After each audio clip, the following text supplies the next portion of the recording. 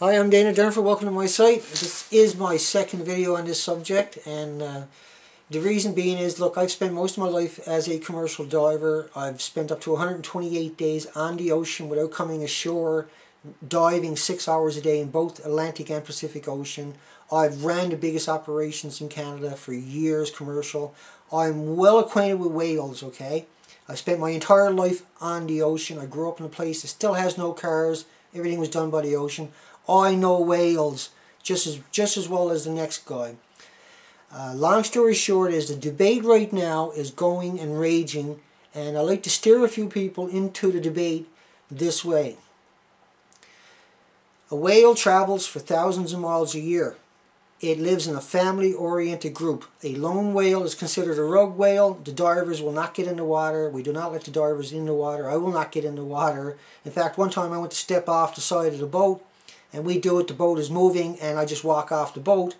That way you don't get ran over, because you're walking off the end of the boat. And here was a big orca whale about 7 feet away from me, and you know, I had to stop myself from falling off the side of the boat, because that actually scared me, because I didn't see any other whales around.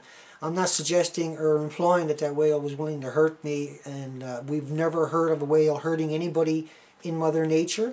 But there is what's known as the rogue whale, and that's a lone whale by itself. Because the whales are family oriented. So the point being is that whale is isolated from its natural habitat, its natural environment, its genetic makeup. It's isolated because genetically they are family oriented whales, okay? They hunt together, they swim together, of course, they live together for life. They are family oriented. We've seen, now the other debate out there is that you can't rehabilitate a whale like this. Of course you can. We've already seen it done.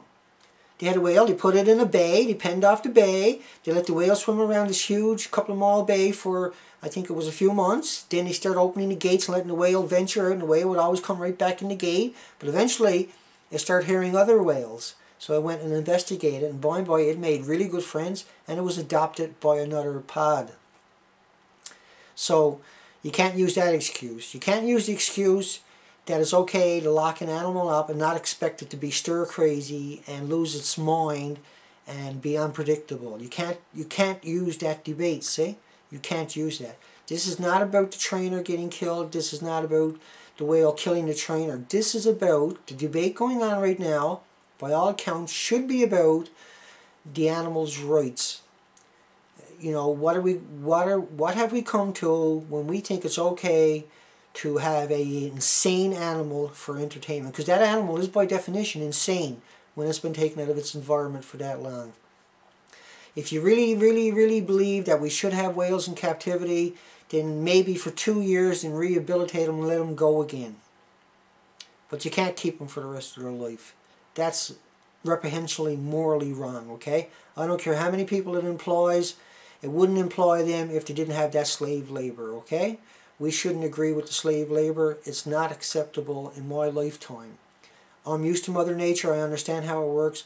I just can't sit here and see this debate turn into a we're saving the whale by keeping in jail theory, okay? Because I've had that written on my page too many times to remember.